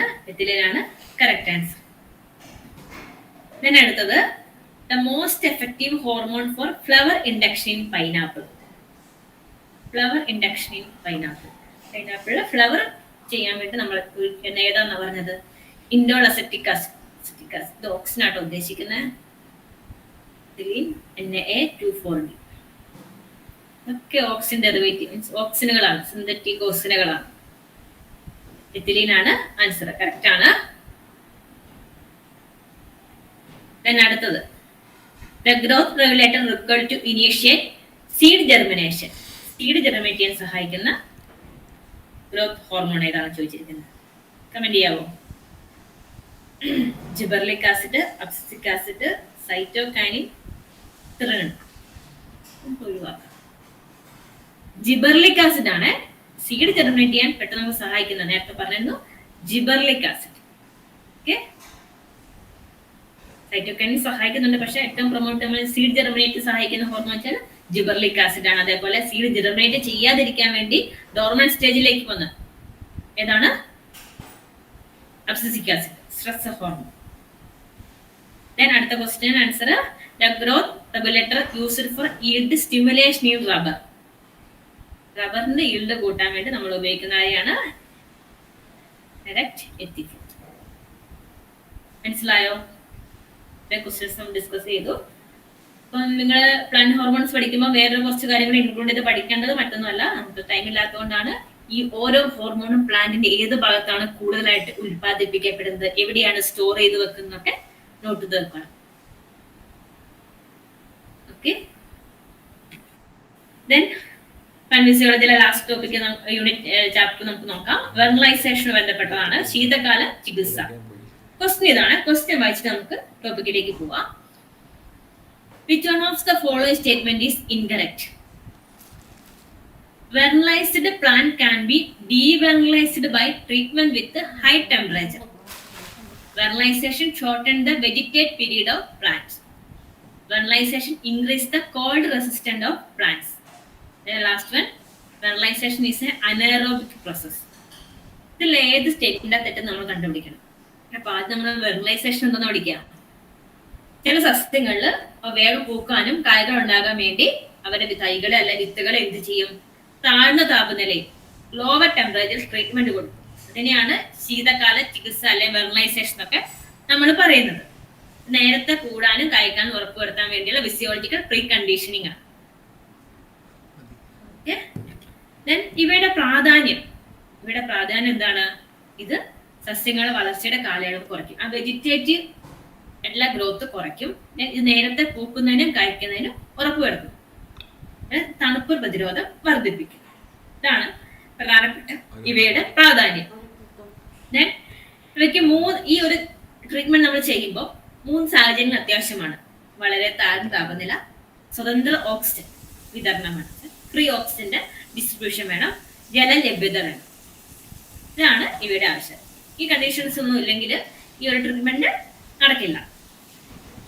ഈ ക്വസ്റ്റ്യനിലേക്ക് ഒന്ന് പോയാലോ, ആൻസർ ചെയ്യാൻ പറ്റുമോ നോക്കിയാലോ. വെർണലൈസ്ഡ് പ്ലാന്റ് ക്യാൻ ബി ഡീവെർണലൈസ്ഡ്. തിരിച്ച് ആക്കാനാണ് ഡീവെർണലൈസ് എന്ന് പറഞ്ഞത്. ട്രീറ്റ്മെന്റ് ബൈ ഹൈ ടെമ്പറേച്ചർ ശരിയാണ്. വെർണലൈസേഷൻ ശരിയാണ്. നിങ്ങൾ ആൻസർ ശരിയാണ്. ഡി ആണ് കറക്റ്റ് ആൻസർ. കാരണം എന്താണ്? നമ്മൾ പറഞ്ഞു ഫ്രീ ആയിട്ടുള്ള ഓക്സിജന്റെ പ്രസൻസ് ഉണ്ടെങ്കിൽ ആ വെർണലൈസേഷൻ നടക്കുകയുള്ളൂ. ഇതൊരു അനേറോബിക് പ്രോസസ് അല്ല, എയറോബിക് പ്രോസസ് ആണ്. കോൾഡ് റെസിസ്റ്റന്റ് ഉണ്ടാവും. അതേപോലെ വെജിറ്റേറ്റീവ് പീരീഡ് ഷോർട്ടൻ ചെയ്യും വെർണലൈസേഷൻ. ഹൈ ടെമ്പറേച്ചർ നമ്മുടെ പറയാൻ കാരണം ഡീവെർണലൈസേഷൻ ആണ് നടക്കുന്നത്. അതാ പറയുന്നത്. ക്ലിയർ അല്ലേ? നമ്മൾ പ്ലാന്റ് ഫിസിയോളജി ഏതാണ്ടൊക്കെ നമ്മൾ കഴിഞ്ഞു. ഫോട്ടോസിന്തസിസ് നമ്മൾ വളരെ ലൈറ്റ് ആയിട്ടാണ് എടുത്തു പോയിട്ടുള്ളത്. നമ്മൾ നന്നായിട്ട് പഠിക്കണം. നമ്മളൊരു 5-6 മണിക്കൂർ നമ്മളുടെ ബാച്ച് ക്ലാസ് കൊടുത്തതൊക്കെയാണ്. സ്ട്രക്ചറും അതുപോലെ എക്സാം പോയിന്റ് ഓഫ് വ്യൂലും മാത്രമാണ് ഇവിടെ ഡിസ്കസ് ചെയ്ത് പോയത്. നമ്മുടെ സമയപരിമിതി കൊണ്ടാണ്. ദെൻ നമ്മൾ അടുത്ത മൊഡ്യൂളിലേക്ക് പോവാണ്. മൊഡ്യൂൾ 6 ആണ്. മൊഡ്യൂൾ 6 എക്കണോമിക് ബോട്ടണി കാണുമ്പോൾ വളരെ സിമ്പിൾ ആയിട്ടുള്ള ഒരു യൂണിറ്റ് ആണ്. പിന്നെ നേരത്തെ പറഞ്ഞു സീറൽസിൽ ഇപ്പം വീറ്റും റാഗിയും മാത്രമേ പഠിക്കാനുള്ളൂ. പൾസസിലും ബ്ലാക്ക് ഗ്രാമും ബംഗാൾ ഗ്രാമും ഉള്ളൂ. സെലക്റ്റീവ് ആയിട്ട് മാത്രമേ നമുക്ക് പഠിക്കാനുള്ളൂ. ഇത്തരം കാര്യം പഠിച്ചോ അതിനെ ക്വസ്റ്റ്യൻ വരെ നമുക്ക് പ്രതീക്ഷിക്കാം. ധാന്യങ്ങളില് ഗോതമ്പ് പഠിക്കും. അതില് അതിന്റെ സസ്യശാസ്ത്രനാമം ഏതാണ്? അതിന്റെ ബൊട്ടാണിക്കൽ നെയിം ട്രിറ്റിക്കം ഇസ്റ്റിവം. അതേപോലെ ഫാമിലി പോയേസിയെ. ഉപയോഗപ്രദമായ ഭാഗം ഏതാണ്? ബീജാനം, എൻഡോസ്പേം ആണ് നമ്മൾ ഉപയോഗിക്കുന്നത്. അല്ലേ? പിന്നെ റാഗി, അടുത്ത റാഗിയാണ്. ഫിംഗർ മില്ലറ്റ് എന്നൊക്കെ പറയും. എല്യൂസിൻ കൊറക്കാന എന്നാണ് അതിന്റെ ബൊട്ടാണിക്കൽ നെയിം. പോയേസിയെ തന്നെയാണ് ഫാമിലി. ബീജാനാണ് അതിന്റെ ഉപയോഗമായ ഭാഗം. സീറൽസിന്റെ 2 ബീജാനമാണ് ഭാഗം. കുടുംബം ഫാമിലി ഒന്ന് തന്നെയാണ്. ഇതിനൊക്കെ ഓർത്ത് വെച്ച് പഠിക്കുക. പയറുവർഗ്ഗങ്ങളില് നമുക്ക് ഉഴുന്ന് പഠിക്കാനുണ്ട്. പിഗ്ന മുങ്കോ ഫാബാസിയാണ് ഫാമിലി. വിത്തുകളാണ് നമ്മൾ ഉപയോഗിക്കുന്ന ഭാഗം. അതേപോലെ കടല, സിസർ, അരിയേറ്റം ഫാബാസി തന്നെയാണ് ഫാമിലി. വിത്തുകളാണ് ഉപയോഗിക്കുന്നത്. ദെൻ പഞ്ചസാര, ഷുഗറിൽ നമുക്ക് കരിമ്പിനെ കുറിച്ച് പഠിക്കാനുണ്ട്. സക്കാരം ഫിഷ്നാറാണ് ബൊട്ടാണിക്കൽ നെയിം. പോയേസിയാണ് ഫാമിലി. സൂക്രോസ് ധാരാളം അടങ്ങിയ തണ്ടാണ്, കാണ്ടമാണ് നമ്മൾ ഉപയോഗിക്കുന്നത്. അല്ലേ? തണ്ടാണ് ഉപയോഗിക്കുന്നത്. സുഗന്ധവ്യഞ്ജനങ്ങളിൽ നമുക്ക് സ്പൈസസിലെ ഏലവും ജാതിക്കയും കുരുമുളകും പഠിക്കാനുണ്ട്. ഏലം എലറ്റേറിയ, കാർഡമം, അതേപോലെ ജാതിക്ക, മിരിസ്റ്റിക്ക, ഫ്രാഗ്രൻസ്, കുരുമുളക്, പൈപ്പർ, നെഗ്രോയൊക്കെയാണ് നമുക്ക് പഠിക്കാനുള്ള ബൊട്ടാണിക്കൽ നെയിംസ്. ഏല നമുക്കറിയാം സിഞ്ചിബറേസി, ഇഞ്ചിയുടെ ഫാമിലിയാണ് സിഞ്ചിബറേസിയെ. മിരിസ്റ്റിക്കേസി ആണ് ജാതിക്കയുടെ ഫാമിലി. പെപ്പറേസി ആണ് കുരുമുളകിന്റെ ഫാമിലി. 3 വ്യത്യസ്തമാണ്, പുറത്ത് വെക്കണം. അതേപോലെ വിത്തുകളാണ്, ഉണങ്ങിയ പഴങ്ങളോടുള്ള വിത്തുകളാണ് നമ്മൾ ഏലത്തിൽ ഉപയോഗിക്കുന്നത്. കാപ്സ്യൂളാണ് അത് ഏലം. ജാതിക്ക നമുക്കറിയാം ഉള്ളിലൊരു കുരു ഉണ്ടാവും. പിന്നെ മുകളിൽ ചുമന്ന സാധനം ഉണ്ട്, ഏരിൽ എന്ന് പറയും. അതും നമ്മൾ ഉപയോഗിക്കാറുണ്ട്. കുരുമുളക് ഉണങ്ങിയ ഫലങ്ങളാണ് നമ്മൾ ഉപയോഗിക്കുന്ന ഭാഗം. കിഴങ്ങുകൾ, ട്യൂബേഴ്സ് നമുക്ക് പഠിക്കേണ്ട മരച്ചീനിയാണ്. മാനിഹോൾ, ചുളൻഡ, യൂഫോർബേസി ആണ് ഫാമിലി. കിഴങ്ങുവർഗ വേരുകളാണ് ഉപയോഗിക്കുന്നത്. അന്നജം അടങ്ങിച്ചാൽ എന്താണ്, രൂപാന്തരമാണ്, റൂട്ടിന്റെ രൂപാന്തരമാണ് ട്യൂബേഴ്സ്. മരച്ചീനി അതിന്റെ രൂപാന്തരപ്പെട്ട അന്നജം അടങ്ങിയ ഫുഡ് സ്റ്റോറേജ് വെച്ചിട്ടുന്ന ഭാഗമാണ്, അതാണ് നമ്മൾ ഉപയോഗിക്കുന്നത്. 4 വർഗങ്ങളിൽ കയറ്, ചണം, പരുത്തി എന്ന് നമുക്ക് പഠിക്കാനുണ്ട്. ചണത്തിന്റെയും പരുത്തിന്റെയും ഫാമിലി മാൽവേസിയാണ്. കയറ് നമുക്കറിയാം, തേങ്ങയുടെ തൊണ്ട്, മിസോകർപ്പാണ് നാരുകളിൽ ഉപയോഗിക്കുന്നത്. ചണം തണ്ടിൽ നിന്നുള്ള ബ്ലാസ്റ്റ് നാരുകള്. അതേപോലെ പരുത്തിയിൽ വിത്ത് നാരുകൾ, ലിൻഡ് എന്നൊക്കെ പറയും, അതാണ് നമ്മൾ തരത്തിന് നമ്മൾ ഉപയോഗിക്കുന്നത്. ഇവിടെ കയറ്, കോക്കസ് ന്യൂസിഫറ തെങ്ങ്, ചണം കോർക്കസ് കാപ്പിലാരിസ്, പരുത്തി ഒസീപ്പിയം ക്രിസ്യൂട്ടം. ഓക്കെ, കറ ലാക്ടസിൽ നമുക്ക് റബ്ബറാണ് പഠിക്കാനുള്ളത്. ഹെവിയ ബ്രസീലിയൻസ്, യൂഫോർബിയ ആണ് ഫാമിലി. പുറന്തൂരിൽ നിന്നുള്ള ലാക്ടസ് ആണ് നമ്മൾ ഉപയോഗിക്കുന്നത്. പാനീയങ്ങളിൽ കാപ്പി മാത്രം പഠിക്കാൻ, ടീയും കാര്യങ്ങളൊന്നും കൊടുത്തിട്ടില്ല. കാപ്പിയാണ്. കോഫി അറബിക്ക, റൂബേസി ആണ് ഫാമിലി. വിത്തുകൾ, ബീജപത്രം, ഗോട്ട്ലൈൻസ് ആണ് നമ്മൾ ഉപയോഗിക്കുന്നത്.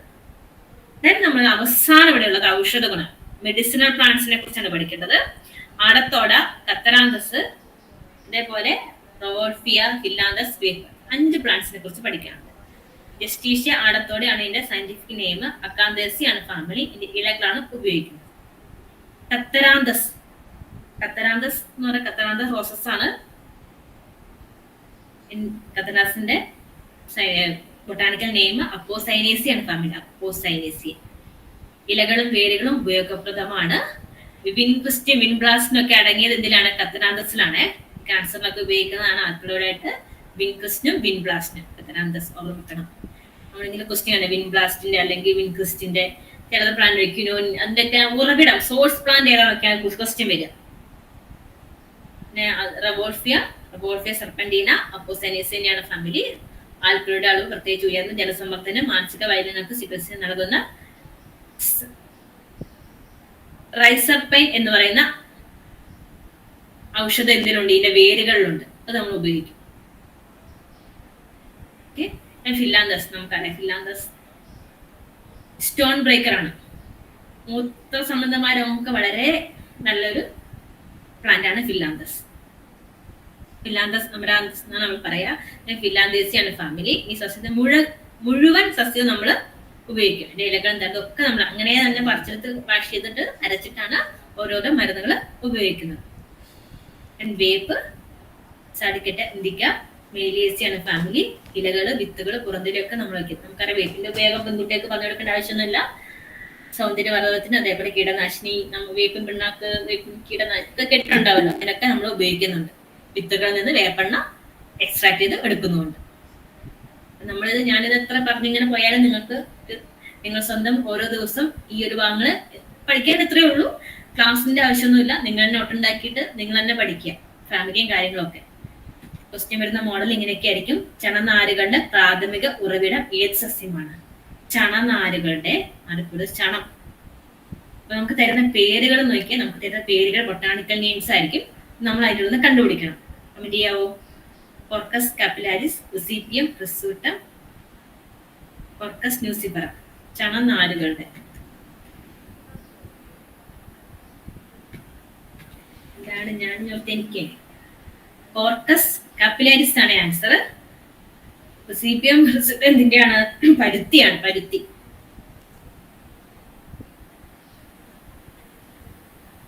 വിൻബ്ലാസ്റ്റിന്റെ ഉറവിട സസ്യം ഏതാണ്? ഇങ്ങനെ ക്വസ്റ്റ്യൻ വരും. വിൻബ്ലാസ്റ്റിന്റെ ഉറവിട സസ്യം അടത്തോട, കത്തറാന്തസ്, ഫില്ലാന്തസ്, റവോൾഫിയ. കത്തറാന്തസ് ആണ് ആൻസർ. ശരി. കടലയുടെ ശാസ്ത്രനാമം. കടലയുടെ ശാസ്ത്രനാമം ഏതാണ്? ബൊട്ടാണിക്കൽ നെയിമാണ് ഉദ്ദേശിക്കുന്നത്. സസ്യശാസ്ത്രനാമം എലൂസിൻ കോറക്കാന ആണോ? റാഗി അല്ലേ? എലക്ടേറിയ കർമ്മം, അത് ഏലമാണ്. മിരിസ്റ്റിക്ക ഫ്രാഗ്രൻസ് ജാതിക്കാണ് അല്ലേ? ആണ് ആൻസർ. കറക്റ്റ് ആണ്. ഇത് ജാതിക്കയുടെ ഉപയോഗപ്രദമായ ഭാഗം. ഇങ്ങനെ ക്വസ്റ്റ്യൻ വരാം. നമ്മളോട് ചോദിക്കുന്നത് ജാതിക്കയുടെ ഉപയോഗപ്രദമായ ഭാഗം ഏതാണ്? പൂവ്, വിത്ത്, ബീജാണ്ട, ഇല. ആണ് വിത്താണ് അല്ലേ? ഇതാണ് ജാതിക്ക. പിന്നെ അതിന്റെ ഏരിലും ഉണ്ട്. അതിന്റെ ഉള്ളിലുള്ള വിത്താണ് നമ്മൾ കൂടുതലായിട്ട് ഉപയോഗിക്കുന്നത്. എല്ലി സീഡ് ഉണ്ടാവും. ഒരു ക്വസ്റ്റ്യൻ കണ്ടാണ് നമുക്ക് പഠിക്കാൻ ഇതിൽ കൊടുത്തില്ല. ക്ലോവിന്റെ ഗ്രാമ്പൂവിന്റെ ഏത് ഭാഗമാണ് ഉപയോഗിക്കുന്നത് ക്വസ്റ്റ്യൻ കണ്ടിട്ടുണ്ട് PSC. നമുക്കറിയാലത് ഫ്ലവറിന്റെ ബഡാണ് നമ്മൾ ഇമ്മച്ചർ ആയിട്ടുള്ള ഫ്ലവർ ബഡാണ് നമ്മൾ ഉപയോഗിക്കുന്നത്. നമ്മള് എക്കണോമിക് ബോട്ടണി പെട്ടെന്ന് നമ്മൾ കഴിഞ്ഞു. കാരണം ഒന്നുമല്ല, ഇത്ര ആ ടേബിള് സെറ്റാക്കിയത് പഠിച്ചാൽ മതി. പഠിക്കുമ്പോൾ നമ്മൾ കുറച്ച് ബൈഹാർട്ട് ചെയ്ത് പഠിക്കേണ്ട ഏരിയസ് ആയതുകൊണ്ട് എന്നും റിവൈസ് ചെയ്യേണ്ടി വരും. ക്വസ്റ്റ്യൻസ് ഒക്കെ വരാൻ എങ്ങനെയായിരിക്കും അതിൻ്റെ അകത്തുനിന്ന് ചാൻസ് ഇപ്പോൾ ഡയറക്റ്റ് ക്വസ്റ്റ്യൻ പ്രസ്താവനയായിട്ടൊന്നും വരാനുള്ള ഒരു ചാൻസും ഇല്ല. ഡയറക്റ്റ് ക്വസ്റ്റ്യൻ നമ്മൾ കൺഫ്യൂസ് ആയിപ്പോകും, കാരണം കുറച്ചധികം കാര്യങ്ങൾ പഠിക്കാനുള്ളത് കൊണ്ട്. Thank you for patient listening. എല്ലാവർക്കും മനസ്സിലായെന്ന് കരുതുന്നു. ക്ലിയർ ആണോ? ചെറിയ സമയം കൊണ്ട് ഇത്ര പോർഷൻസ് കവർ ചെയ്തത് ഓക്കെ ആണോ? അക്കാഡമിയിൽ നമ്മുടെ സമ്മർ ബാച്ചും വെക്കേഷൻ ബാച്ചും ഒക്കെ വിളിക്കാൻ പോവുകയാണ്. താല്പര്യമുള്ളവർക്ക് സ്ക്രീനിൽ കാണുന്ന നമ്പറിൽ കോൺടാക്ട് ചെയ്യാം.